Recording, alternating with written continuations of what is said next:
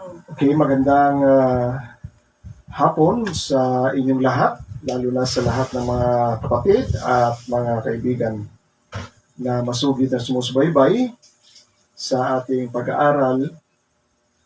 At ako ay patuloy na nagpapasalamat sa Panginoon sapagkat binibigyan kayo ng kasigasigan na makinig. Sapagkat iyan lang ang nais ng Panginoon, ang sinong may pandinig ay makinig. At sinabi rin ng Panginoon, ang aking tupa ay nakikinig sa akin. Kilala ng tupa ko ang tinig ko, sabi ng Panginoon. So napakahalaga, no? Hindi lang may marinig natin yung salita ng Panginoon, kundi nais ng Panginoon na intindihin natin. Sapagkat siya ang nagtuturo ng katotohanan. Lagi kong ipinapaalala sa inyo na ang katotohanan ay hindi lang siya salita na walang kabuluhan pagdating sa salita ng Panginoon, kundi ito ang salita na naghahayag ng kung ano ang totoo sa mga bagay na binabanggit. At the same time, yung salita rin ng Panginoon ay may mga salita yan na sinabi niya lang ng simple, pero lahat ng iyon ay magaganap sapagkat iyon ang katotohanan na itinakda na ng ating Diyos. Kaya napakahalaga na ingatan natin. Yan ang bilin ng Panginoon, no? If you keep my word, if you keep my commandments, yan, then you will know the truth at doon nyo malalaman ang katotohanan at ang katotohanan ang siyang magpapalaya sa atin. So ngayon, ang ating pag-aaralan ay tungkol sa tunay na iglesia ng Panginoon, the true Church of Christ. Ang ating teksto ay makikita natin sa Mateo chapter 16 verse 18. Ito yung confession ni Peter. Sabi ni Peter diyan, nung sila ay tinatanong ng Panginoon kung sino siya, ang unang sagot ni Pedro ay, sabi ng mga tao, kayo raw ang ganitong propeta, kayo raw si Elijah, kayo raw si John the Baptist. Nung binalikan ng Panginoon, ang mga disciples, sabi ng Panginoon, sa inyo, sino naman ako? So ang sumagot ay si Pedro. At sinabi ni Pedro na kayo ang Kristo, no? You are the Christ, sabi diyan. You are the Christ, the Son of the living God. So matagal ko natin pinapaliwanag na yung kanyang pagbanggit at pagkilala sa Panginoon, hindi ito bulalas lang ng kanyang bibig, kundi ito ay may malalim na pagkaunawa niya kung sino talaga yung kasama nila. Simula nung nag-ministry ang Panginoon. Ngunit ang nakapagtataka, maliban na ito ay pahayag ng Panginoon sa Kristo, hindi natin ito malalaman. Siya lang ang nagpapaunawa nito sapagkat talos niya ang mga bagay na nasa Espiritu. Kaya sinabi ng Panginoon, mapalad ka, Simon, anak ni Jonah, sapagkat ang laman at dugo, hindi ito inihayag sa iyo. Ibig sabihin, hindi ito nagmula sa iyo, kundi buhat ito sa aking Ama na nasa langit. So, magtataka ka, si Pedro ang nagsalita kung sino si Jesucristo, pero yung kanyang sinalita, hindi pala galing sa kanya. Hindi nagmula sa kanya, kundi iyon ay ibinigay ng Ama sa kanya. Pero sinabi niya yon, hindi niya sinasabi yon nang wala sa kanyang isip, kundi alam niya yung sinasabi niya. Kaya diyan may maunawaan ninyo, no? Yung doktrina ng Kristyanismo about inspiration, kung paano daw ini-inspired ang tao. Ang simpleng salita dyan sa Pedro ay, ang salita doon, men spoken of God. Ang tao nagsalita, pero galing sa Diyos. So, ganun katindi yung paliwanag ng Biblia. Men spoke. Tingnan po natin sa 1 Peter.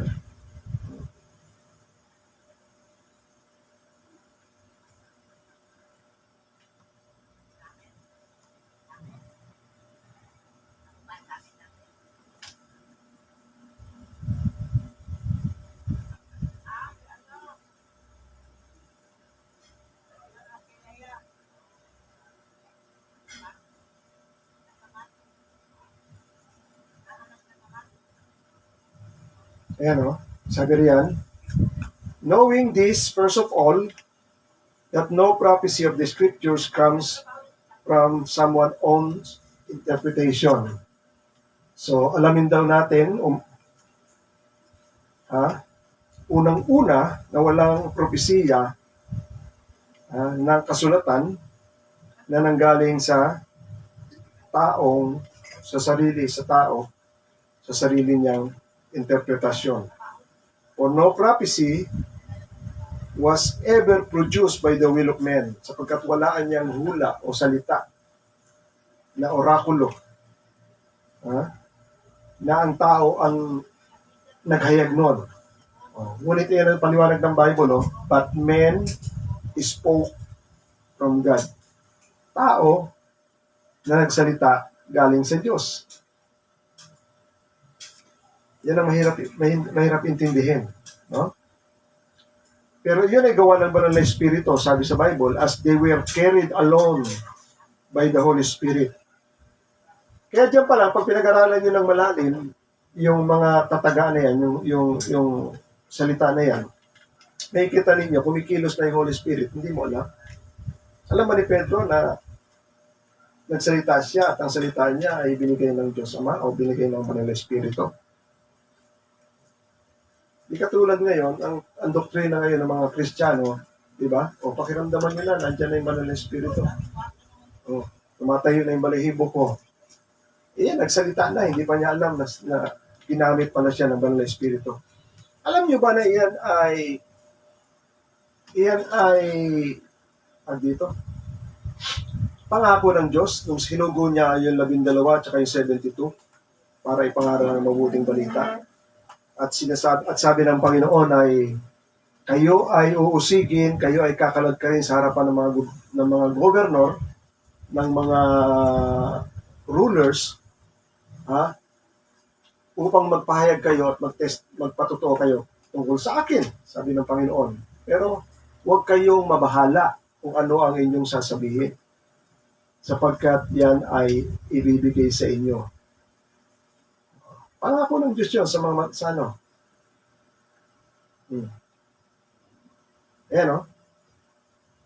when they deliver you over to, sabi ng Panginoon, you will be dragged, kakalad ka rin kayo sa harapan ng mga governor, mga hari, dahil sa akin, for my sake, to bear witness, para magpatotoo sa harapan nila, sa harap ng mga pagano o Gentiles. When they deliver you over, kapag kayo ay dinala na sa kanila, do not be anxious, huwag kayong mabahala. Paano kayo magsasalita o kung ano ang sasabihin ninyo. For what you are to say will be given to you in that hour. Nakita niyo? For it is not you who speak, hindi kayo magsasalita, kundi ang Espiritu ng inyong Ama ang mangungusap sa pamamagitan ninyo. Ang makikita nating maganda example yan, alam niyo kung sino? Si Esteban. Siya inuusig na ng kanyang ng kapwa mga Hudyo. Kwento pa rin siya ng kwento, sinasalaysay niya yung Old Testament para maliwanagan lang yung mga kanyang kababayan, para may ugnay niya Si Jesucristo galing sa Old Testament mula sa pangako ng Diyos kay Abraham. Ha? Tapos, ang sinabi ni Lucas doon, siya ay puno o puspos ng Banal Espiritu, filled with the Holy Spirit, si Esteban. And yet, sabi ni Esteban, nung nakita niya yung mga tao, imbis na natututo at nag-agree sa kanya, lalo pa nagagalit at nagpupuyo sa galit para siya ay saktan. Doon niya sinabi na bakit patuloy niyong nilalabanan o hinahadlangan ng Banal na Espiritu. O nasa ng Espiritu ron? Yun sa kanyang mga salita na ginagamit siya. Okay, balik tayo sa ating pinapag-aralan. So, ang ating topic ay tungkol sa tunay na iglesia, no? So, binanggit lang natin yung unang versikulo na kung saan dito kauna-unahang nabanggit ang salitang church o iglesia. Ang Panginoon mismo ang nag-introduce ng salitang iglesia sa Matthew 16 verse 18. At sinabi ng Panginoon kay Pedro nung sabihin niya na si Jesucristo ang Misaya o ang Kristo, ang anak ng buhay na Diyos, the Son of the Living God, doon inihayag ng Panginoon na mapalad ka, Pedro, sapagkat ang laman at dugo hindi inihayag yan, kundi iyang sinabi mo ay galing yan sa Ama. At doon sinabi ng Panginoon, yung pagkaka-confess ni Pedro na si Jesucristo ang bato, no? Na si Kristo ang Mesiyas o Kristo na anak ng buhay na Diyos, the Son of the Living God. Doon nagbanggit ang Panginoon ng bato at saka ng iglesia. I tell you, you are Peter, sabi ng Panginoon, on this rock.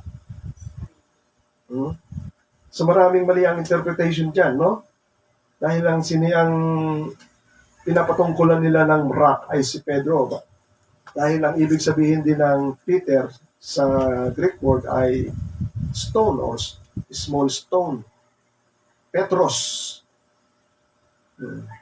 Tingnan ninyo, no?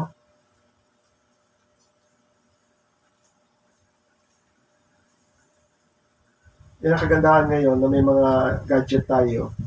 Madali nating makita ngayon. Yan.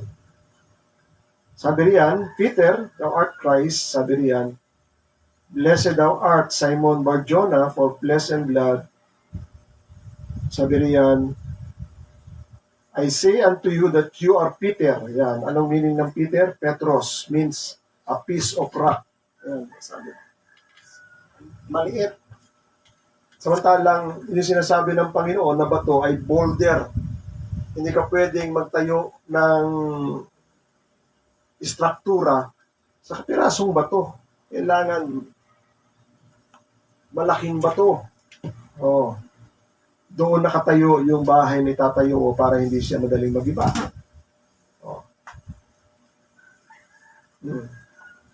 Tingnan nyo, yung isa ay Petros, yung rock ay nakalagay dyan ay Petra. Petros and Petra. Magkaiba yun, no? Mass, sabi dyan, mass of rock. Malaki. So, hindi si Pedro yan. Yung binabanggit ng Panginoon niya, kundi si Jesucristo. Alam niyo naman, maraming mga versikulo sa Bible nagpapaliwanag tungkol kay Jesus Christ, di ba? Yung Isaiah 58, sabi ng Bible, I lay in Zion a precious cornerstone. Tapos maging doon sa kay Daniel, yung panaginip na tao ni Nebuchadnezzar na ang ulo, ginto, silver, bronze, tsaka yung pit ay clay and steel, iron. Binagsakan ng bato yon. Alam nga naman kapirasong bato ang bumagsak doon, hindi masisira yun. At yung bato na yon hindi galing sa lupa, kundi galing sa langit. Iyon si Jesus Christ. Iyon yung sinasabi ni Jesus Christ, na kapag binagsakan ka ng bato na ito, ikaw ay mawawasak. Kapag ikaw ang bumagsak sa bato, ikaw ay masisira. Sa aking panimula, sabi ko rito, pag-aralan natin ngayon ang tungkol sa tunay na iglesia ng Diyos.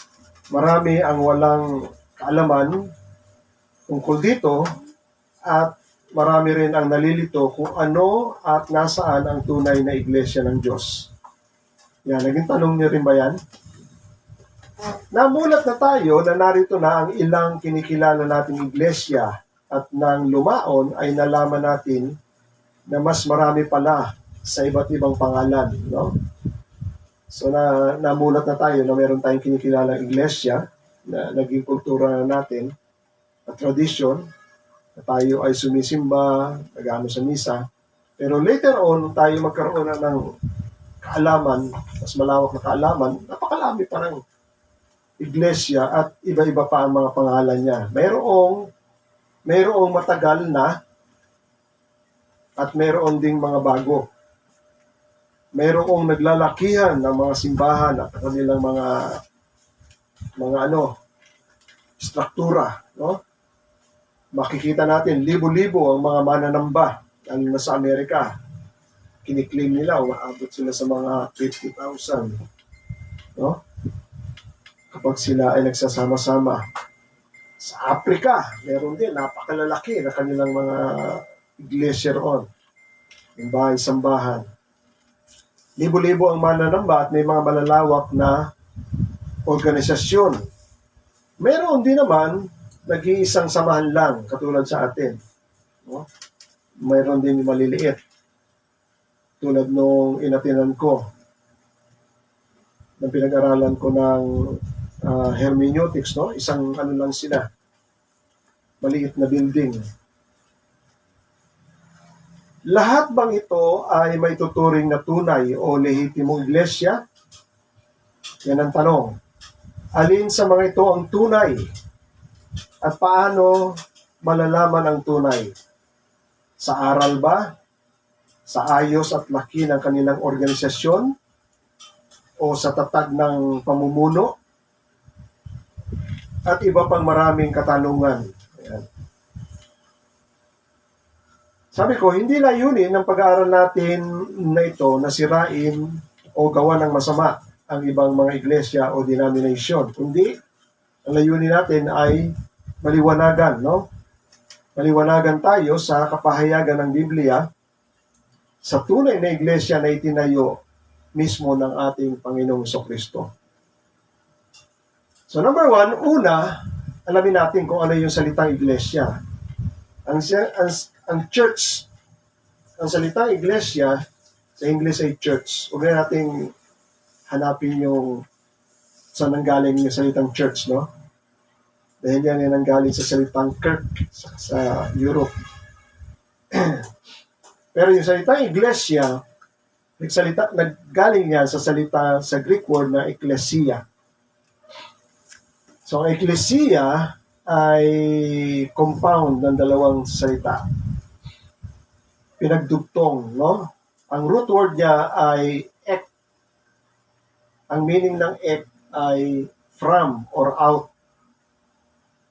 Galing o buhat. No? At yung pangalawang pinagkunan, yung klesia, ay galing sa salitang kaleo. Ang ibig sabihin ay to call, tawagin. To call. Kaya pag pinagdugtong siya, ekklesia, ang meaning niya ay a calling out, mga tinawag mula sa tinawag, calling out. Later on, nagkaroon na rin siya ng ibang meaning, no? Ito ay naging yung pagtitipon, popular meeting, especially a religious congregation, whether it is Jewish synagogue or Christian community of members on earth or saints in heaven or both. So another meaning, literal meaning na ecclesia ay assembly, yung pagtitipon, or church. So, may sinabi sa 1 Peter chapter 2:9. Sabi niyan, but you are, ito yung mga believers but you are a chosen generation or race. Kayo ay mga lahing hinirang. A royal priesthood, mahaharlikang saserdote. A holy nation, banal na bayan. A people for his own possession.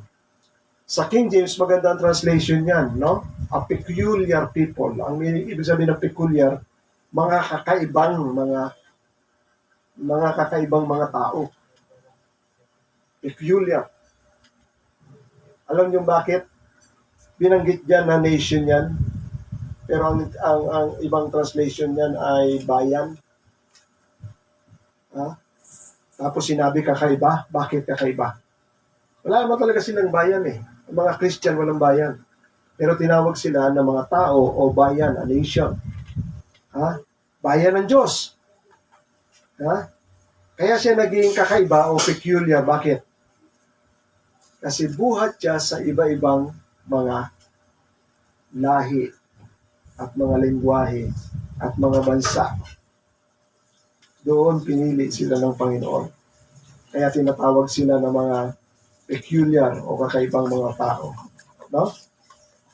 So, ang layunin that you may proclaim the excellencies of Him, meaning si Jesus Christ, who called you out, na siyang tumawag sa inyo. So, saan kayo tinawag?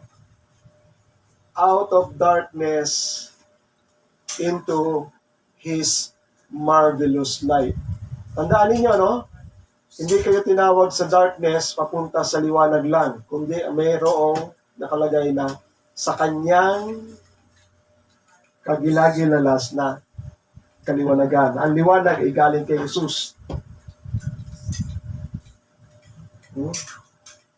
Kasi kung naunawahan niyo ibig sabihin ng liwanag, hindi lang ito yung liwanag na nagniningning. Ito yung literal. Pero yung liwanag na sinasabi sa Bible, ito yung liwanag na dala ni Jesucristo nang galing sa langit papunta sa lupa. Ano yun? Liwanag ng katotohanan, liwanag ng kabutihan, liwanag ng katuwiran, liwanag ng pag-ibig. Lahat yun ay mga katangian na nasa liwanag. Siya lang ang may dala nun dahil sa mundo, madilim na lahat. Kaya nga magulo ang mundo, tinamon, away ng away. Pag-away ng away, ibig sabihin, pinapakita ng Bible yan na ang tao ay nasa kadiliman. Hindi nila alam ang ginagawa nila. Sila nagpapatayan. Tandaan nyo, sino ba nananalo sa gera? Wala man nananalo sa gera. Nauubos lang ang tao.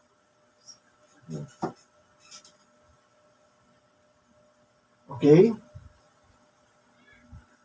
So, ano ang iglesia? Ayon sa Biblia, hinanap natin yung kahulugan ng iglesia. So, number 2, ang iglesia na ito, tandaan ninyo, no? Kaya dito, makikita ninyo na walang makapagyayabang ng mga iglesia. Dahil ang iglesia o ang tunay na iglesia, si Jesucristo ang nagtatag at nagtayo. Hindi ang tao. Kaya walang founder na pwedeng magmalaki na ang laki ng iglesia namin. Para siyang si Nebuchadnezzar, no? Di ba sa lakas ko, kaya napalaki ko ang kaharian ko? Hindi yon. Bakit ko sinasabi ng madiin yan? Kasi mismo sa bibig ng Panginoon, sinabi ng Panginoon, siya ang magtatayo. Sinasabi ko sa iyo, Pedro, sa ibabaw ng batong ito, siya nagsasalita, ay itatayo ko. Hindi sinabi ng Panginoon, sinasabi ko sa iyo, Pedro, sa ibabaw ng batong ito, itayo mo. Hindi sinabi ng Panginoon yun. Siya ang nagsabi, siya ang magtatayo. I will build. Tatayo ko ang iglesia. At ang pintuan ng impyerno ay hindi makapananaig laban dito. Kaya, nakikita ninyo, no? Kaya, uunawain natin. Bukas sa salita ng Biblia, salita ng Bible, ng Panginoon, dito natin sasaliksikin at uunawain kung sino ba talaga ang tunay na mga iglesia na ang Panginoon na nagtayo. Kasi ang kasunod na katanong nun, wala naman ang Panginoon, paano niya itatayo ang iglesia? Diba? Yan, ang tanong ko sa inyo, paano? Nabibuild ang iglesia, nabibuild ang iglesia ng Panginoon kung ang ipinapangaral sa mga tao ay salita mismo ng Panginoon, hindi karunungan o salita ng tao. Yan ang sinasabi. Yan ang gospel. Yung small meaning ng gospel is the word of God. Preach the word of God. Ipangaral ninyo ang salita ng Diyos. So, ang Panginoon ang nagtatayo at siya rin ang nagpapalaki niyan. Dahil mismo sinabi ng Panginoon, I will build my church. At ang church na yan, ang kapangyarihan ng impyerno ay hindi makapananaig laban dyan. So, number 3, ano ang tunay na iglesia? Ang iglesia ay binubuo ng mga taong tumanggap at sumampalataya kay Jesus. So, nakita nyo? Ang tawag sa kanila ay mga nakay Jesucristo. Diba, lagi kong binibigay sa inyo sa Romans chapter 8, ang sino mang nakay Jesucristo, ano ang biyaya? Wala na sa kahatulan. Pero uunawain nyo pa na mas malalim, paano matatawag na yung tao ay nakay Jesucristo? Yun yung dagdag na katanungan to. Na kailangan maunawaan mo kung kailan ka nagiging nakay Jesucristo. Pero sila yung mga tao na binubuo ng iglesia. Ang iglesia ay binubuo ng mga taong tumanggap at sumampalataya kay Jesus. Tinatawag silang mga nakay Jesucristo. Tinatawag din silang mga born again o mga na-regenerate. O sa Tagalog, sila yung mga taong ipinanganak na muli. Medyo malalim yan, ha? Kasi hindi natin nakikita kung kailan ipinapanganak na muli ang mga tao. O sila yung mga taong tinatawag sa Bible na mga anak ng Diyos. Makikita natin yan sa John chapter 1, verse 12. Sabi diyan, sa lahat ng mga tumanggap sa Kanya at sumampalataya sa Kanyang pangalan, binigyan sila ng kapangyarihan magtawaging anak ng Diyos. So, nakita nyo? Kailan nagiging anak ng Diyos ang isang tao? Kapag sila ay sumasampalataya.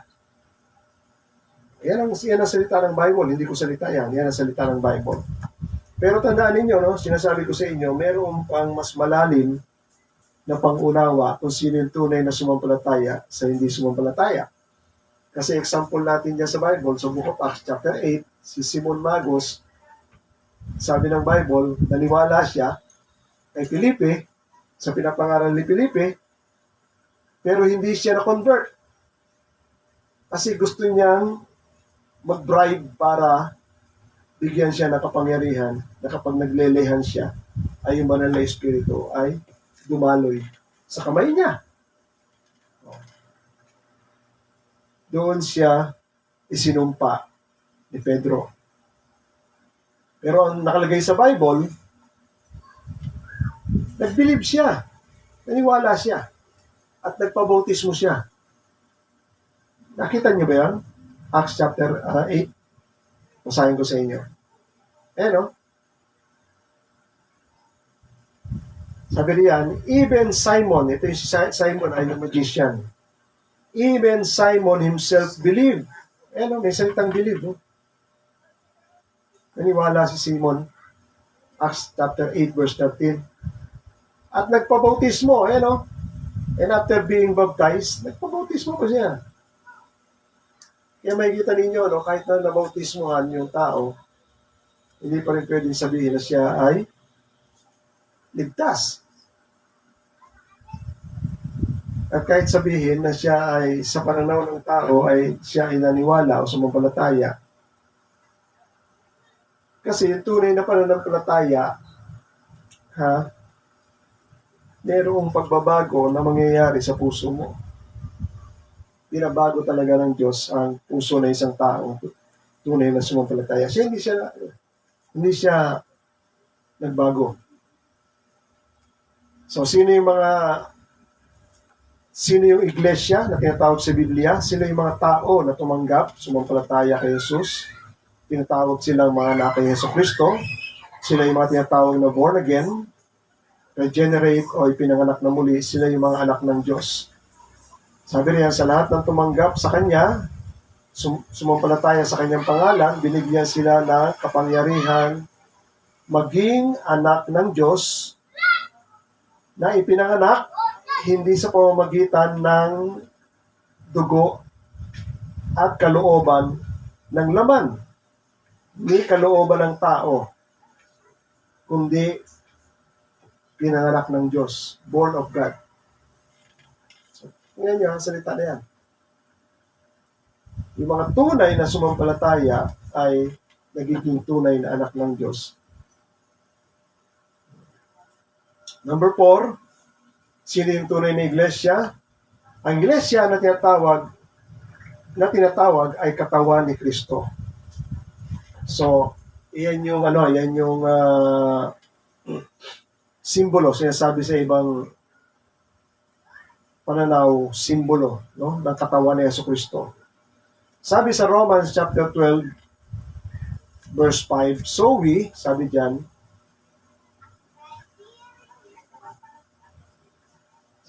gayon din naman tayo.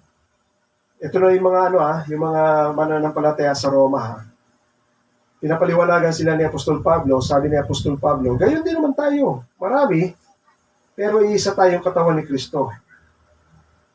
Mga sangkap nga lang tayo sa iba't ibang mga sangkap siya, pero sama-sama na bumubuo sa isang katawan. Yan, katulad yan. Hindi ko naman pwedeng sabihin, si Gabi ang paa. Hindi. Basta, part, no? Part and member. Ang bawat isa ay part and member ng iisang katawan. At ang katawan na yan ay ang iglesia. Sa 1 Corinthians chapter ano sabi ni Apostol Pablo sa taga-Corinto? Kayo nga ang katawan, ang sinasabihan niya yung mga believers, kayo nga ang katawan ni Kristo at bawat isa ay sama-samang mga sangkap niya. Ito niya, kayo. So, naunawaan niyo ba yung pinag-usapan natin? Ang pinag-usapan natin ay ang tunay na iglesia. At ang tunay na iglesia, sa pag-uusap, hindi yung building, kundi yung mga tao na mananampalataya. Sila ang talagang tinatawag na iglesia. Okay? Sa Efeso chapter 5 verse 23, sapagkat ang lalaki ang pangulo ng kanyang asawa, gaya naman ni Kristo na pangulo ng iglesia, na siya rin ang tagapagligtas ng katawan. So nakita nyo? Christ is the head of the church. Ang church ay His body. Nakalagay dyan, naka-church ay His body. Colossians chapter 1 verse 18, siya ang ulo ng katawan, meaning si Kristo, sa makatuwid bagay ang iglesia. Ang katawan, ito yung iglesia, na siya ang pasimula, ang panganay sa mga patay, upang ang lahat ng mga bagay ay magkaroon ng kadakilaan. So ano iglesia? Ito ang katawan ni Kristo. So hindi building, Hindi building. So ano ang tunay na iglesia?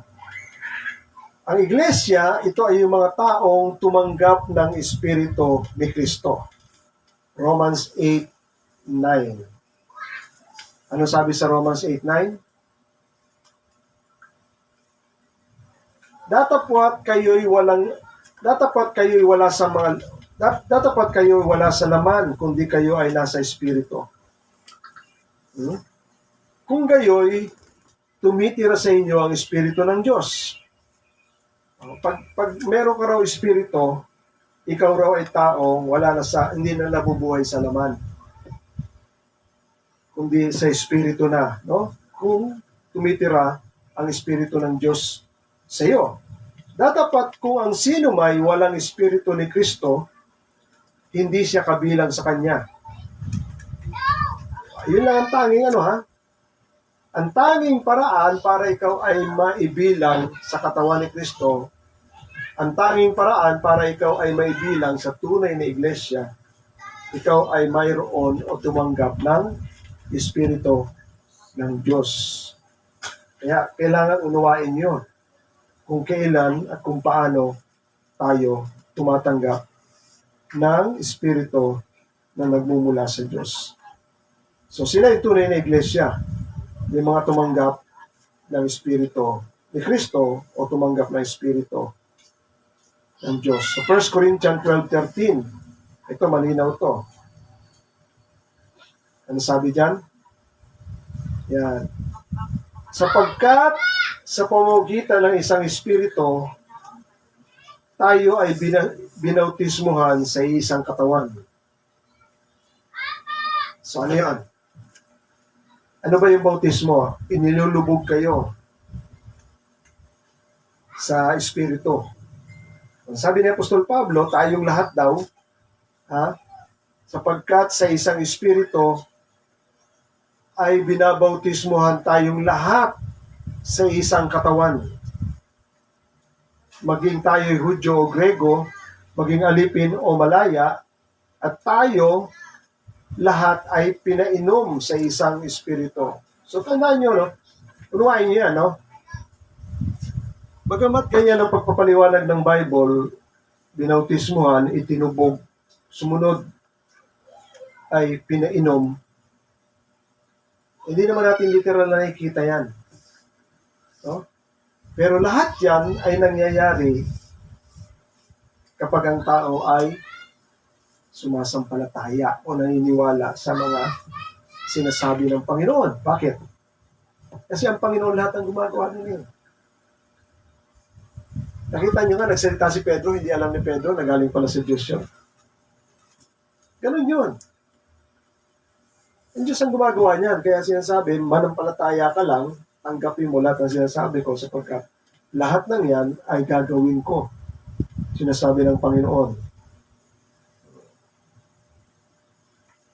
Sa English, nakalagay dyan, for in one spirit we are all baptized into one body. So ito ay sisira, itong talata na ito ay sisira doon sa mga konsepto ng mga tao, ng mga pastor o mga evangelista.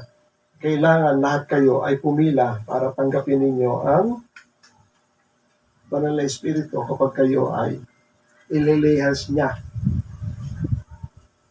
Tandaan nyo, wala nang ganon. Ang maliwanag sa Biblia, ang nagbibigay ng banal na Espiritu ay si Jesucristo. Siya ang nagbabautismo. Sabi ni John the Baptist, binabautismohan ko kayo sa pamamagitan ng tubig. Pero someone is greater than me. Mas dakila kaysa sa akin. May darating na mas dakila sa akin na siya ang magbabautismo sa inyo sa Espiritu at apoy. So, kita nyo? Si Jesus Christ ang nagbabautismo, hindi yung mga pastor, hindi yung mga Tatanungin niyo ako, bakit, pastor, doon sa Book of Acts, sa mga apostol, ay literal na sila ang nag-lay-hands. Pinaliwanag ko na sa inyo last time yon. Iyon ay inalaw ng Diyos na mangyari para makita mismo ng mga apostol na talagang yung banal na Espiritu ay bumababa doon sa mga tao na pinapangaralan nila. Para ma-establish yun na talagang ang Diyos ay nagbigay na ng Holy Spirit sa lahat ng sumasampalataya. Pero later on, pinapaliwanag ko sa inyo, ang pagtanggap ng banal na Espiritu ay naririto na sa John chapter 7, verse 39. Ayan. Yung matagal ko na pinapaliwanag sa inyo. Sinabi ng Panginoong Jesucristo, sa araw ng kapistahan, kung kayo ay nauuhaw, ay lumapit kayo sa akin at uminom. Ang sumasampalataya sa akin, gaya ng sinasabi ng kasulatan, ay mula sa loob niya ay aagos ang mga ilog ng tubig sa buhay. Pinaliwanag ni Apostol Juan yon. Ngunit ito'y sinasabi ni Jesus tungkol sa Espiritu na tatanggapin ng mga nagsisampalataya sa Kanya. So ano ang way para tanggapin? Pagsampalataya, pananalig, paniniwala kay Jesucristo at paniniwala doon sa mga apostol. Amen? So ang iglesia ay ang mga taong tumanggap ng Espiritu ng Diyos. Number 6, ang iglesia ay ito yung mga taong nagbago ng buhay mula sa kadiliman patungo sa kaliwanagan. Ito yung pinaliwanag natin kanina, di ba?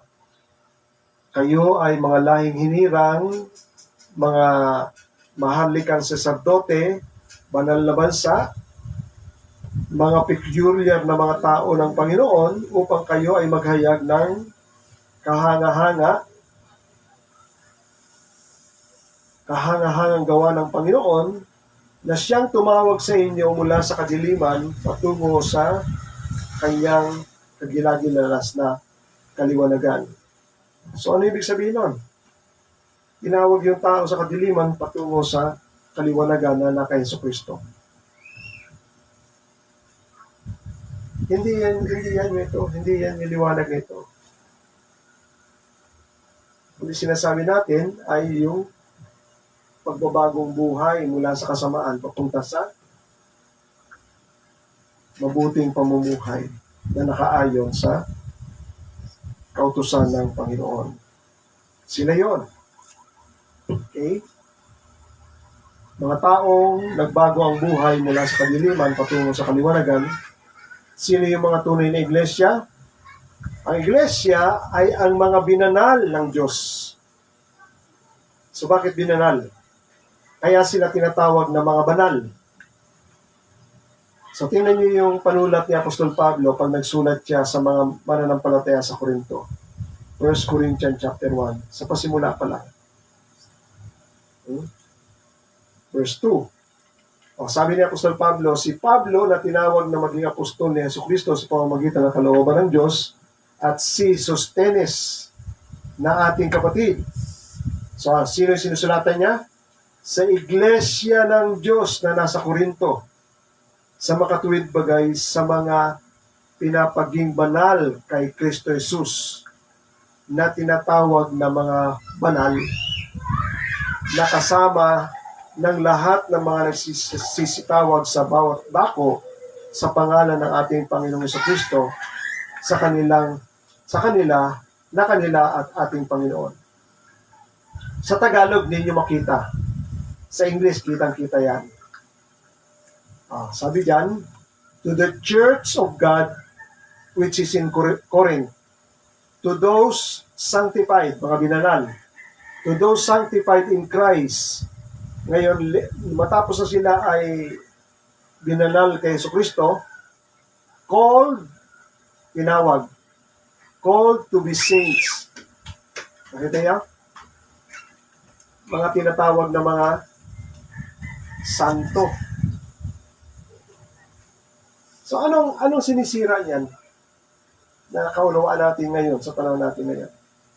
Ngayon, yung sa minulatan nating reliyon, nagiging santo lang ang tao kapag nakarinig sila na parang yung taong yun nakagawa ng himala. So dadaling kay Papa yun, sa Papa. At ika-canonize yun. Diba? Hindi ko alam kung paano nila ikina-canonize yun. So pag na-canonize na yun, pagbalik, tatawagin na siyang son. Diba? Tayo, ilan yung natin dito? Yung ginawang santo dito, si San Luis, ano yun? Para Lorenzo Ruiz. May isa pa. May bago pa. Samantalang sa Bible, yung mga sumampalataya kay Jesucristo, sila yung mga binanal ni Kristo sa pamamagitan ng kanyang dugo. Binayaran ni Jesucristo yung dugo ng mga taong sumampalataya sa kanya. Sila ay binanal na ni Jesucristo. Kaya ang tawag ni Apostol Pablo, mga santo yan. Called to be saints. Tingnan niyo rin sa ibang sa Roma 1:7. Ano yan?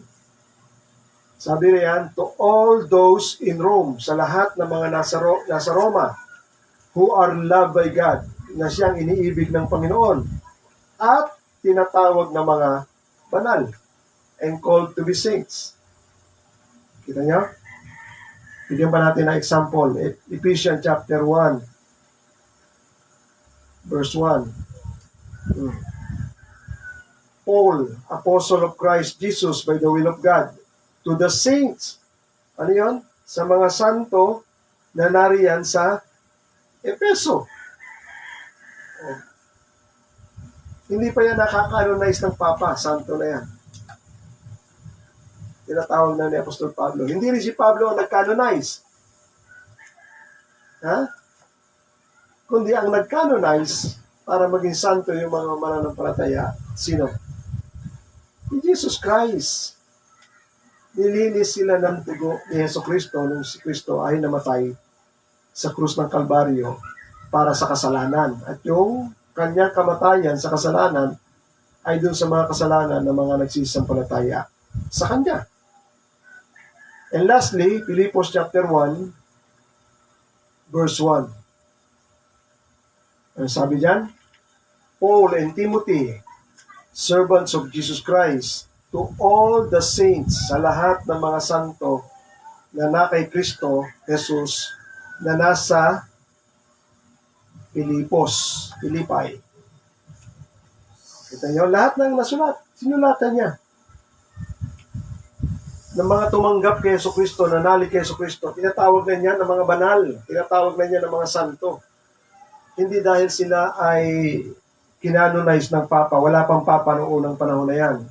Mga apostol pa lang yan. Pero tinatawag na sila ng mga santo, yung mga believers, noong panahon na yon, dahil sila ay binanal. Unawain nyo, no? Sila ay binanal ni Jesucristo nung si Kristo ay namatay para sa kasalanan. Kapag ikaw ay sumampalataya, nakikita ninyo, ang paliwanag, ikaw ay napapawalang sala. Ano pa? Ikaw ay nililinis sa iyong mga kasalanan. Ikaw ay pinapaging banal ng Diyos. Lahat yung ginawa na ni Kristo, hindi na kailangan ulit-ulitin yun. At yun ay nangyayari kapag ang tao ay nananalig at sumasampalataya sa Jesucristo. So, ang iglesia, ito yung mga binanal ng Diyos, kaya sila tinatawag ng mga santo o banal. Number 7. Ang salitang iglesia, nangangahulugan din ito ng kabuuang bilang ng mananampalataya.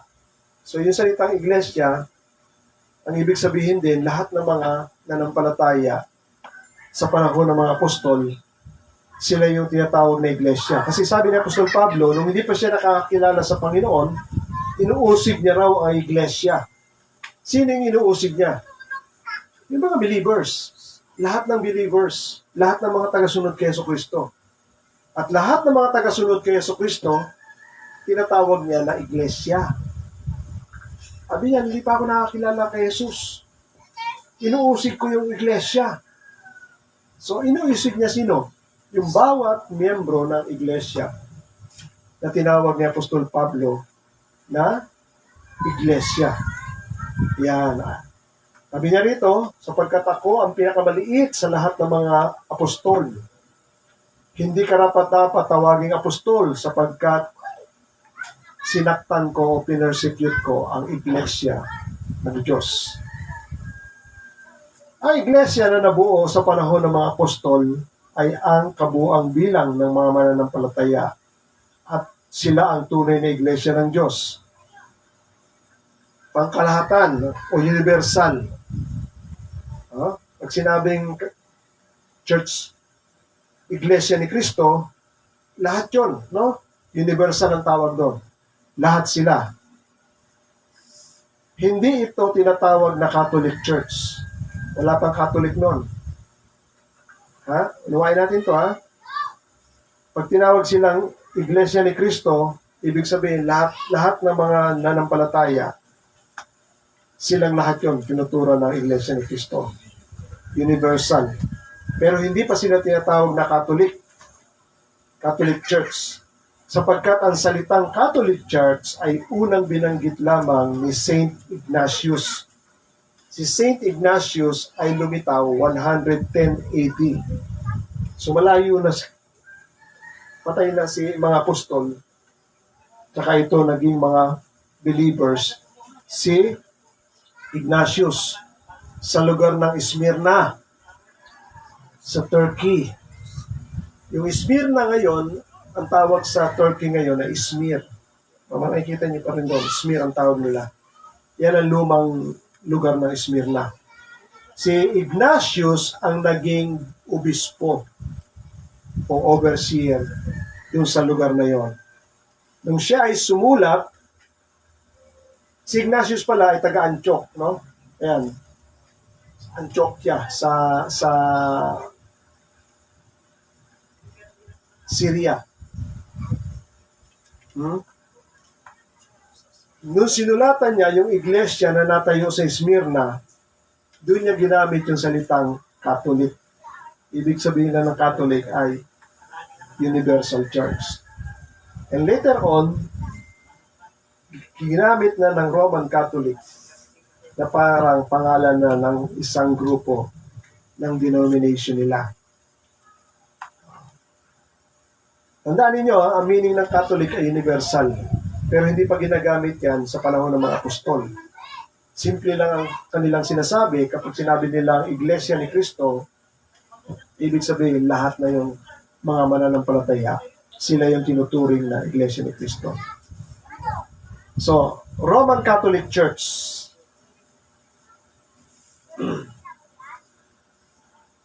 Ang Roman Catholic Church, iyan ba talaga ang totoong iglesia na nabuo noong unang panahon?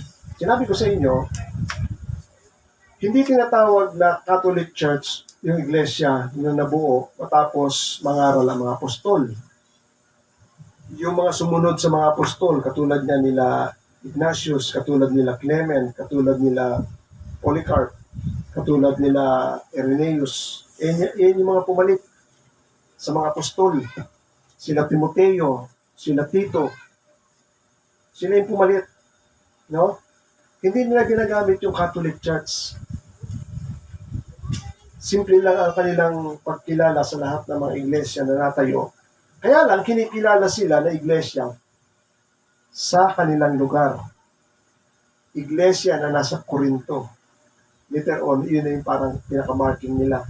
Iglesia na nasa Filipos. Iglesia na nasa Smyrna.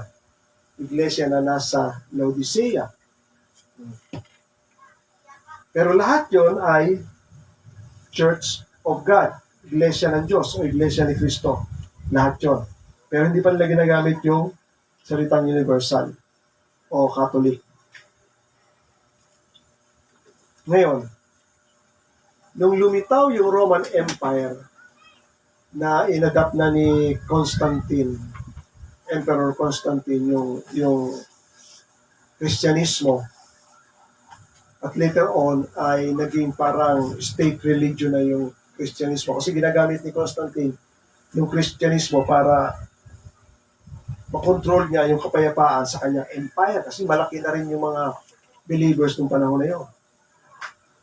At the same time, nagkakaroon na rin ng pananampalataya o paniniwala si Constantine tungkol sa Diyos na tungkol kay Jesucristo na ipinapangaral ng mga apostol. Ngayon, yung Roman Catholic Church ba ngayon ay maituturing na sila yung mga tunay na iglesia ng unang panahon? Sabi ng nakmunan ko, yung God Question Ministry, isang church yan. Sabi niya rito, Roman Catholic, on the contrary, even a brief reading of the New Testament, sa pahapyaw na pagbabasa at pag-uunawa mo ng bagong tipan, no? Will reveal, mahahayag, makikita, that the Catholic Church does not have its origin in the teaching of Jesus. Yung Catholic Church ngayon, kung talagang sila ay tunay na iglesia na natayo, continuously galing sa mga apostol papunta sa panahon natin ngayon, patuloy pa rin sila mga hawak sa mga katuruan na ibinibigay ng mga apostol na narito sa New Testament. Pero pag kinolekta mo yung kanilang mga doktrina, ibang-iba na yung kanilang doktrina. Tandaan nyo, ano yun? Sabi dito, Catholic Church does not have its origin in the teaching of Jesus or His apostles. In the New Testament, sa Bagong Tipan, walang nababanggit tungkol sa Papa. May nabasa ba kayo sa Bagong Tipan na nagbanggit na may Papa ron? Wala. Apostol, obispo, disipulo, pastor, evangelist, propeta. Yan. Papa, wala. So, later on, na-invento na lang nila yun. Okay? Worship or adoration of Mary. Pagsamba kay Maria. Yung paniniwala ng Immaculate Conception of Mary.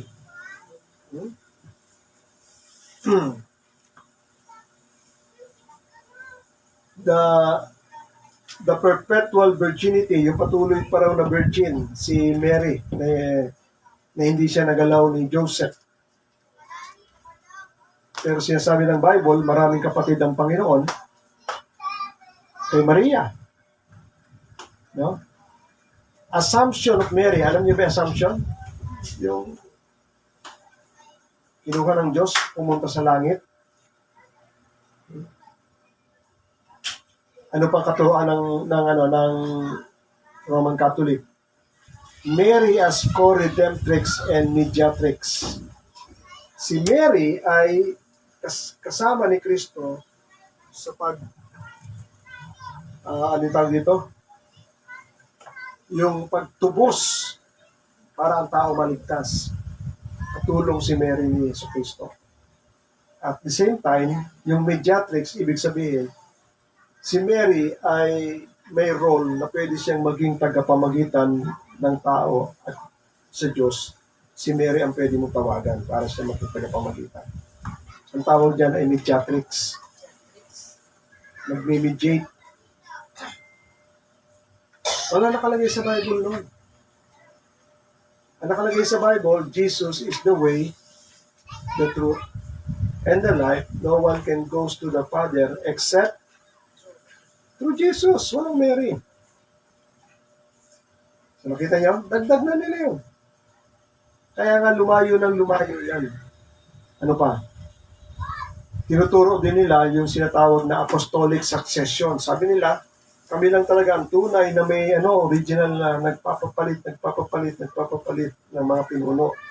Talagang pag namatay yung nauna, i-ordain yung pangalawa. Meron talaga sila noon. Kinuha ko pa yung listahan ako dyan. Talagang libuli, ang dami na, hanggang kay Pope Leo XIV.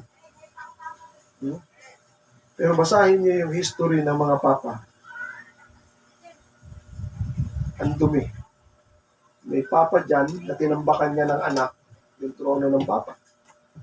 May papa dyan na binili yung upuan ng papa sa dami ng pera nila.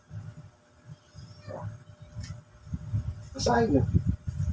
May papa na hinatulan yung namatay na tao na, pinahukay niya, matapos na sila ay hatulan na dahil may kasalanan yung tao na yun. Hindi ko na alam kung dating papa yun o ano. Basta hinatulan, hinukay.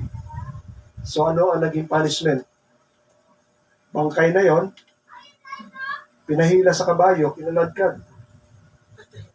Patay na yun. Ganyan katindi ang panahon. Ano pa? Apostolic succession, mga kautusan ng iglesia tungkol sa sakramento, dahil marami sila, 7 sakramento ata. Pagbabautismo sa bata, infant baptism, pagkumpisal sa pari. Tayo, confession natin, diretso sa Diyos. No? Nakalagay sa John chapter di ba? John chapter 1, 1 John chapter 1, if you confess, ano sabi yan? 1 John 1:9, kung ipapahayag mo yung kasalanan, wala sinabing pare dyan. So, kanina mo ipapahayag? Sa Diyos. Siya ay tapat at matuwid, matatawarin ka sa lahat ng iyong mga kasalanan at lilinisin ka sa lahat ng iyong mga kalikuan. May sinabi bang pare dyan? Ang binabanggit dyan ay ang Diyos. Ang binabanggit dyan ay si Jesucristo. Nakita niyo? Pero sa kanila, nauso na yung confession of sin to the priest. At yan yung kagamit-gamit sa pare yung panahon na yon. Kasi alam nila kung sino yung mga nagre-rebelde. Sa kanila, itinitishmis yun ng mga nagkukumpisan. Yan nahuli yung maraming Pilipino na nagre-rebelde sa mga Spaniards. Meron silang purgatory. Ano yung purgatory? Yung lugar daw na pansamantala, lilinisin ka bago ka tuluyang dalhin sa langit. Meron pa silang mga indulhensya. Yung pagbibigay ng pera para ipanalangin yung mga kaluluwa. Nautusan pa ako ng tatay ko. Diyan ako pumunta sa Tanyong. Simbahan ng Tanyong. No? May dala akong pangalan. Hindi ko matandaan kung anong mga pangalan yon. At ang panghuli, ito yung equal authority ng church tradition at saka yung kanilang magisterium na sinasabi. Ano yung magisterium? Ito yung yung pinaka-leadership ng Roman Catholic, kasama na yung Papa, kasama na yung mga kardinal, na yung kanilang kapangyarihan ay equal sa authority ng Bible. Kaya pwede raw silang mag-suggest ng mga kautusan na parehas din ang kapangyarihan sa mga kautusan na binibigay ng Biblia. Tayo wala Ang ating authority lang ay ang Bible lang. Hindi natin pwedeng palitan yan. Hindi natin pwedeng ibahin. Kung ano mga nakasulat yan, kung ano mga dating nakaturo dyan, yun na dapat ang susundin lahat yun. Yung tinatawag nating scripture alone. Saan nabuo yung scripture alone? Paano nabuo yung scripture alone? Na siya lang ang sole authority ng mga Kristiyano. Deuteronomy chapter 4, verse 2. Huwag mong dadagdagan o babawasan ang aking salita. Yun. Ganyan katindi ang Panginoon. Huwag mong babawasan ni dadagdagan ang aking salita. Kaya kung ano ang nasulat, iyan na yun. Dahil itinuturing natin na ang buong Biblia ay banal at in-inspired ng Diyos. Okay? Bagyan natin nabanggit yan, no? Number 8, ang iglesia sa panahon ng apostol ay ang grupo ng mga mananampalataya sa isang lugar na tumanggap ng ebanghelyo ni Kristo. At ito ay naitayo ng mga apostol. So, nung nangangaral ng mga apostol, pupunta lang sila sa mga bahay-bahay, doon sila nangangaral, karaniwan sa mga sinagoga, At may mga tao na naniniwala sa kanila. So, later on, iiwalay na sila, pupunta na sila doon sa mga bahay ng mga taong naniwala sa kanila. And later on, yung bahay na yon o sambahayan na yon, iyon ang unang nagiging iglesia. Kaya may tawag sa Biblia sa mga iglesia na nasa bahay ni ganito, sa mga iglesia na nasa bahay ni kapatid na ganito. Yan. So sabi sa 1 Corinthians chapter 1 verse 12, sa iglesia ng Diyos na nasa Corinto, na binanal ni Jesucristo na tinatawag ng mga banal, kasama ng lahat ng mga tumatawag sa pangalan ng Panginoon bilang Panginoon nila at ating Panginoon. So saan yun? Iglesia na nasa isang lugar sa Corinto. Romans chapter 1, Romans chapter 16 verse 1. Sabi ni Apostol, ito yung pamamaalam na sa huling sulat ni Apostol Pablo sa Roma. Sabi niya, I commend to you ang ating kapatid na si Phoebe. Isa siyang lingkod ng iglesia na nasa Sengcre. Ano bang tawag dito sa Tagalog?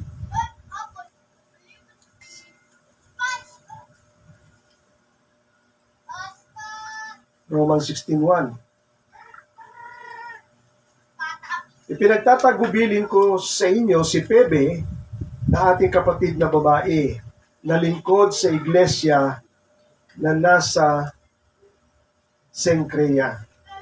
Ayan ang Tagalog. So nakita nyo? Ano pa? 1 Corinthians 16:19, sabi ni Apostol Pablo, sa iglesia sa Asia, ipinadadala sa inyo kanilang pagbati, si Aquila at saka si Prisca, kasama ng lahat ng iglesia na nasa kanilang bahay. So nakita nyo? Yung bahay ni Aquila at ni Prisca, iyon pinagtitipunan ng mga mananampalataya na tinawag na iglesia na nasa kanilang bahay. Ipinaabot sa inyo ang taus-puso nilang pagbati sa Panginoon. 2 Thessalonica chapter 1 verse 1. Si Pablo, si Silvano at saka si Timoteo sa iglesia na nasa Thessalonica, sa Diyos Ama at sa ating Panginoon. Colossians chapter 4 verse 16. At kapag, pansinin nyo to, yung Colossians chapter 1, chapter 4. Meron tayong mapapansin dito. Pinag-utos ni Apostol Pablo na yung sulat niya sa Colosas, sabi niya dito, pag nabasa nyo na ito, ang sulat na ito, ipabasa naman ninyo sa iglesia, yung sulat sa Colossian niya na, sumulat si Apostol Pablo sa Colosas. Pag nabasa nyo na yung sulat ko sa Colosas, itong sulat na ito, ipabasa nyo rin sa mga kapatid na nasa Laodicea. So, ganun yung style nila noon. No? Ang talagang inaantay nila yung mga turo at mga sulat ng mga apostol. Kasi sila yung nakakaalam ng mga katuruan ni Jesucristo. So, ang pinagtatagubili ni Apostol Pablo, sumulat siya sa Colosas. Ang bili niya, kapag dumating ang sulat ko sa Colosas, basahin niyo ito. Matapos yung basahin, ipadala niyo rin sa Laodicea para mabasa nila yun. Sa iglesia sa Laodicea. At yung sulat naman, sinulat ko sa Laodicea, kunin ninyo para mabasa nyo rin. Ngayon, anong napansin nyo? May mababasa kayo, sulat ni Apostol Pablo sa Corinto, sa Thessalonica, sa Roma, Efeso, Filipos, Colosas, Laodicea, wala. Pero sinasabi niya, may sulat siya sa Laodicea. Hindi, basahin nyo. Tingnan nyo yung Bible nyo. Wala, di ba? Pero binanggit ni Apostol Pablo, may sulat siya ron. Ngayon tanong, bakit na wala? Bakit inalaw ng Diyos na yung gospel na yun hindi na isama rito sa New Testament? Ba't na wala? Pero totoo, may iglesia sa Laodicea. Kasi may sulat siya eh. At inulit yan sa aklat ng Revelation sa 7 iglesia. Ano yung unang iglesia? Ephesus, Pergamum, Smyrna, Thyatira, Sardis, Philadelphia, ang last ay Laodicea. Ang sulat ni Jesucristo na ipinadala kay John the Beloved, ipadala mo ito sa mga iglesia na nasa Asia, 7 iglesia. Laodicea meron doon. Kita niyo? So meron din iglesia na nasa bahay. Sabi sa Philemon chapter 1 verse 2. Apia, ang ating kapatid na babae, at saka si Archippus, ang ating fellow soldier, at sa iglesia na nasa inyong bahay. Sa Romans chapter 16 verse 5, pagbati din sa mga iglesia na nasa kanilang bahay, yan, greet also the church in their house. Greet my beloved Epanetus, who was the first convert to Christ in Asia. So nakita nyo? So yung mga lehitimo at mga unang iglesia, karaniwan nasa bahay, nag-umpisa. Tulad sa atin.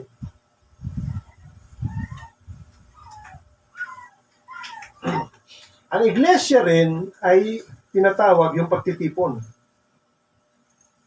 Ang pagtitipon ng mga mananampalataya. Ang sabi sa 1 Corinthians chapter 11 verse 18, for in the first place, sabi nito for in the first place when you come together as a church. Sa umpisa, kapag kayo nagkatipon, kagaya ng iglesia. So yung pagkakatipon pala ng mga mananampalataya, tinatawag na iglesia. Yung grupo ng mga mananampalataya na nakakasama-sama sa isang lugar. I hear that there is division among you. Ito yung puna ni Apostol Pablo sa iglesia sa Corinto. Sa chapter 14, verse 23, if therefore, sabi niya rito, kung magkagayon, ang buong iglesia, kapag nagkasama-sama, so ang tawag doon, pag nagkakasama-sama yung mga individual believers, ang tawag sa kanila ay iglesia. And all speak in tongues. Ito yung paliwanag ni Apostol Pablo na kaayusan sa loob ng iglesia. Pag kayo nagkakasama-sama, huwag kayong kanya-kanya. May nag-speaking in tongues dito, may nag-speaking in tongues doon, may nanalangin dito. Hindi ganon. Kasi sabi ni Apostol Pablo, ang Diyos ay Diyos ng kaayusan. Ang pagkakaiba ng visible church at saka invisible true church. Sabi niya rito, kinuha ko to kay Alban Douglas. Sabi ni Alban Douglas, ang pagkakaiba raw ng nakikitang iglesia sa hindi nakikitang tunay na iglesia. Ang invisible church consists of those whose name are on local church roll.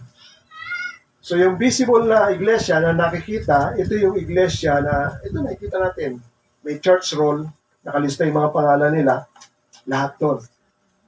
So sila yung nakikitang iglesia.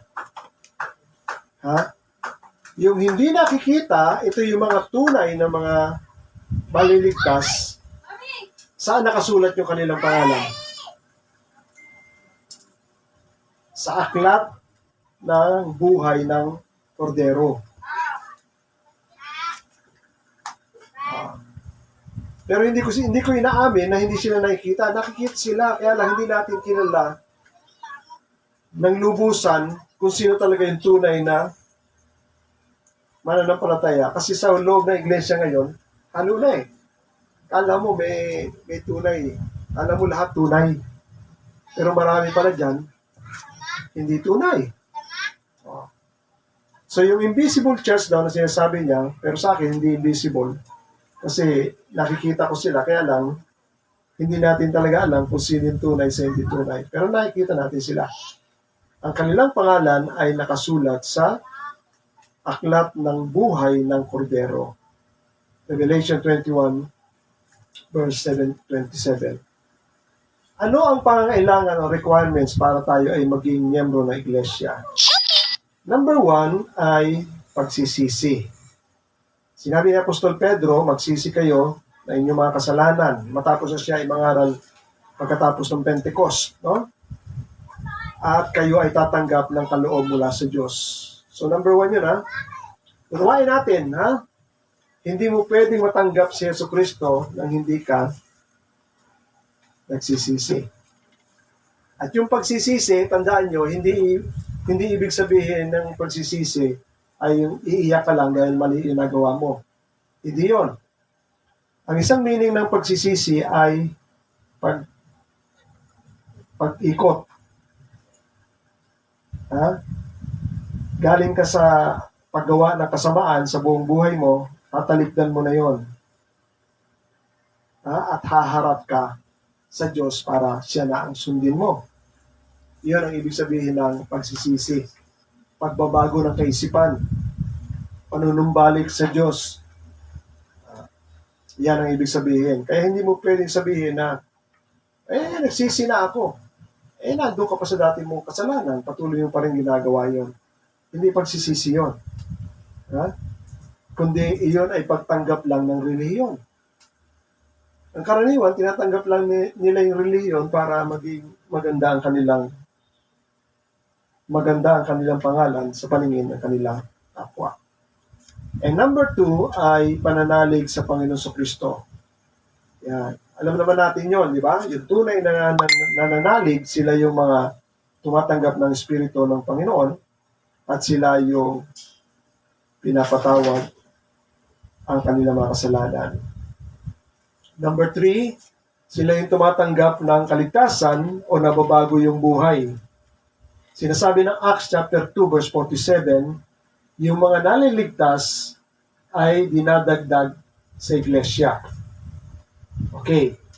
Ang paliwanag, hindi daw sila na idadagdag sa iglesia para sila ay maligtas. Kundi sila ay naliligtas muna, matapos sila ay maligtas, tsaka sila na idadagdag sa loob ng iglesia. Ibig sabihin lang, ito yung mga tunay na sumampalataya at ito yung tunay na mga nakakilala. Kaya hindi na nila iniiwan ang kanilang pananampalataya at hindi na rin nila iniiwan ang iglesia. Number 4, kailangan sila ay bautismuhan. Sa tubig, sabi dyan, repent and be baptized. Matthew 28, go ye into all the nations, whoever believes and is baptized shall be saved. Baptize them in the name of the Father, the Son, and the Holy Spirit. And number 5 ay continuance in the Apostles' Doctrine. Ito na yung pag-ano. Yung tunay na mga sumampalataya, nagpapatuloy yon. At ang kanilang pagpapatuloy, basic lang. Sa New Testament, basic lang yon. Sila ay nagpatuloy saan? Sa katuruan ng mga apostol. Tingnan nga natin yan, Acts chapter 2, verse. Basic lang yung kanilang activity ng unang panahon doon. Verse 42. Yan. At sila ay nagsipanatiling matibay saan? Sa turo ng mga apostol. Ano yan? Sa pagsasama-sama. Ano yung pagsasama-sama? Fellowshipping. Yun. Patuloy sila sa fellowshipping, pagsasama-sama. Patuloy sila sa pag-aaral ng mga apostol. Ano pa? Patuloy sila sa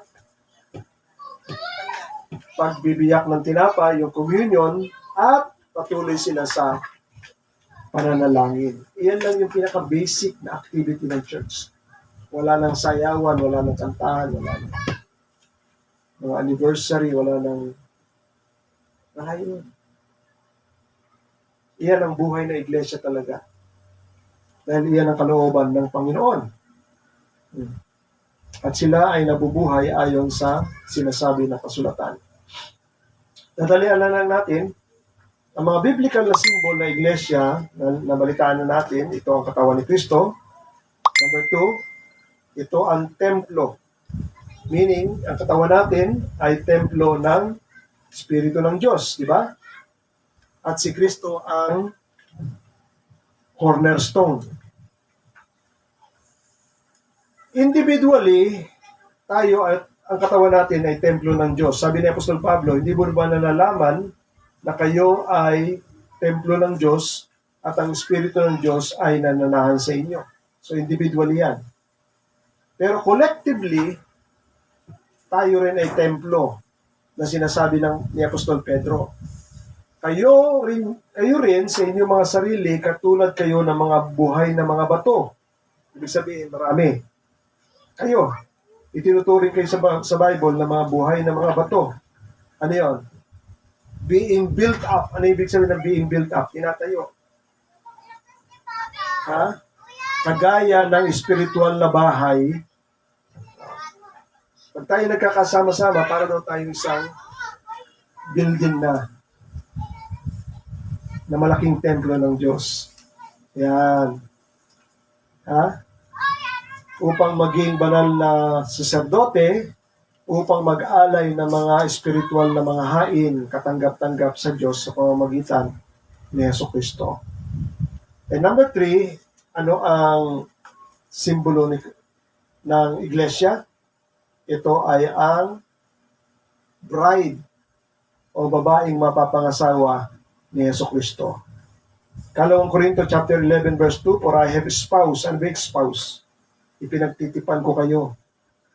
Akin kayong ipinagtitipan sa isang asawa upang kayo ay maipakita ko bilang isang malinis na birhen kay Jesucristo.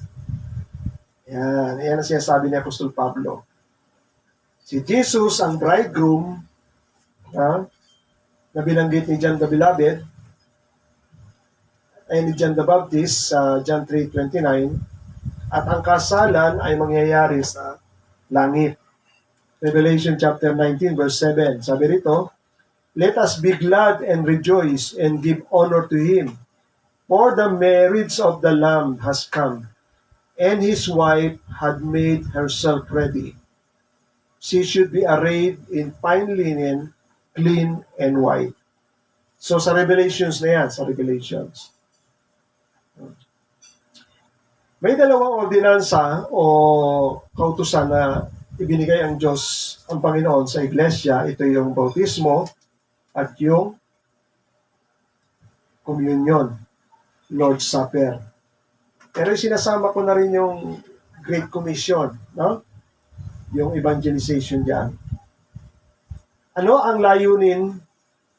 Dito na tayo matatapos. Ano ang layunin ng Iglesia? Ang Iglesia, ang layunin ng Diyos sa Iglesia, para siya ay sambahin ng buong kaluwalhatian. Kasi ang Diyos hindi tatanggap ng pagsamba sa mga makasalanan. Tandaan niyo yun. Kapag marumi ang kamay mo at mananalangin ka sa Diyos, iyan ay kalapastanganan sa Kanya. Lahat ng lumalapit sa Diyos, kailangan malinis. Hindi tayo makalapit sa Diyos ng malinis. Kaya nga, kinakailangan na magkatawang tao si Kristo. Dahil siya mismo ang maghahain ng malinis na hain para sa Diyos. Ngayon, para maging katanggap-tanggap ang ating hain sa Diyos, kahit na tayo ay marumi o napatawad na, saan natin ilalagay yon? Saan? Kaya natin ginagamit yung pangalan ni Kristo. Doon natin ibinibigay kay Kristo. Kasi siya ang daan patungo sa Diyos. So, nakita niyo? Yung kabanalan ng Diyos na hindi mo malapitan kahit na sa pananalangin at paghain. Hindi pa rin maging katanggap-tanggap ang ating hain at panalangin. Kailangan idaan pa kay Kristo. Number one, yan ang purpose, no? Sambahin ng Diyos at maluwalhati siya dito sa lupa. Number two, purpose ng iglesia ay para ipangaral ang kanyang salita, ang mabuting balita sa lahat ng nilikha. Sapagkat ayaw ng Diyos ang sino mang mapahamak. Gusto ng Diyos ang lahat ng tao ay manumbalik sa Kanya. Kaya tayo naririto pa. Ano pa? Ang purpose ng church upang palaguin ang mga bagong Kristiyano, maturuan, mag-mature. Yan ay isang purpose.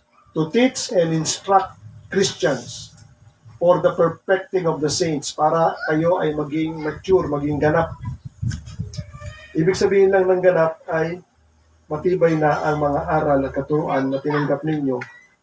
Aral ng katuwiran, aral ng kabanalan, at aral ng katotohanan. Kasi maraming pupunta sa inyo at mga ngaral ng iba, dadayain kayo. Ang sabi ng Bible, upang kayo ay hindi maging katulad ng bata na pinagtatabuy-tabuyan ng iba't ibang mga katuruan. Madaling madenggoy. Di ba? Ang bata, madaling madenggoy. Kasi hindi siya matibay sa aral na totoo. So, yan ang purpose ng Diyos. Kaya kailangan patuloy kayo na makarinig at tumibay sa aral ng katutuwiran at ng katotohanan. Number 4, para tayo ay magpatotoo. Ang iglesia ay saksi sa kabutihan at kapangyarihan ng Panginoon sa pagliligtas. So, tinatawag lahat ng Christian na maging saksi. And number 5, Efeso chapter 3 verse 10. Pagmasdan niyo ito, no? Efeso chapter 3 verse 10. Isang purpose ng Diyos, gusto niya ipakita sa pamamagitan ng ginagawa niya sa iglesia. Ito ang sabi ni Apostol Pablo. Upang ngayon, sa pamamagitan ng iglesia, ay maipakilala o maipakita ng Diyos sa mga pamunuan. Ano yung pamunuan na ito?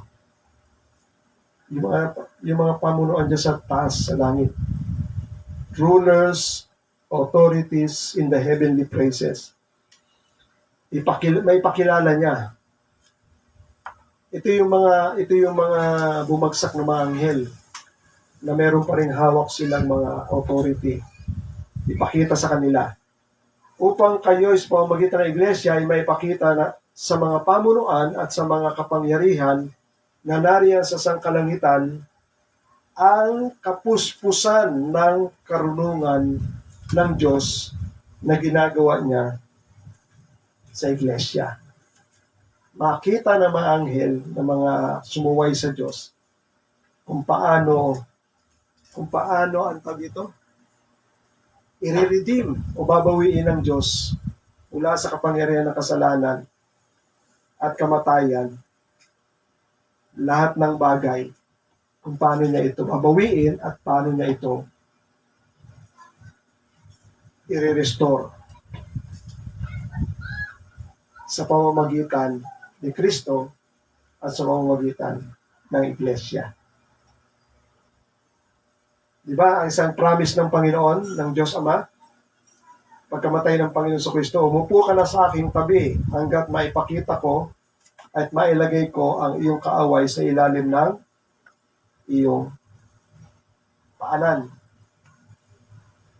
Ano ba yung paanan ni Kristo? Yung katawan. Di ba? At sino yung katawan at paanan? Tayo yun.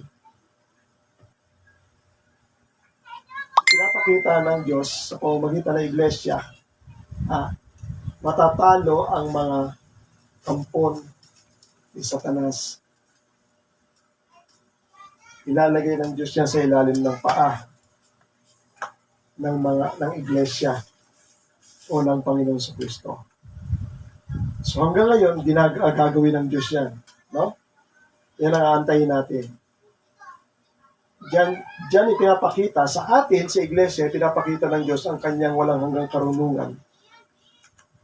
Kung paano niya babaguhin ang lahat ng bagay at paano niya ililigtas sa mga tao mula sa tanikala at law, mga kuko at kapangyarihan ng dyablo. Amen? Palakpakan natin ang Panginoon. Tayong lahat ay tumayo. Amen?